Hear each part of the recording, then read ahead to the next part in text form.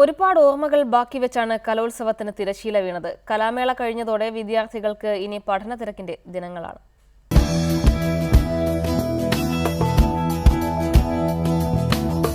അനന്തപുരിയിൽ സന്തോഷത്തിന്റെയും സങ്കടത്തിന്റെയും ദിനരാത്രങ്ങൾക്ക് വിട.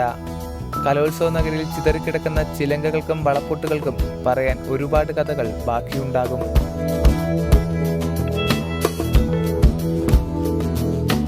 ചായം തെച്ച മുഖങ്ങളും മുദ്രകൾ കാട്ടിയ വിരലുകളും താളം ചവിട്ടിയ കാലുകളും വീണ്ടും പഠനത്തിന്റെ തിരക്കുകളിലേക്ക്.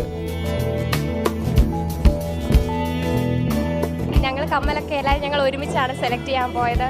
ഈ സിമ്പിളുകളൊക്കെ ഞങ്ങൾ സൂക്ഷിച്ചു വെക്കും. അപ്പം കുറേ വർഷങ്ങളൊക്കെ കഴിയുമ്പം ഞങ്ങൾക്ക് ഇതൊക്കെ നോക്കി പഴയ കാലത്തേക്ക് കടന്നു പോകാനൊക്കെ സാധിക്കുന്നതാണല്ലോ. 56ാമത് സ്കൂൾ കലോത്സവം കൗമാര കേരളത്തിന് നൽകിയത് കണ്ണീരിന്റെയും കിനാവിന്റെയും സൗഹൃദത്തിന്റെയും കൗതുക കാഴ്ചകൾ.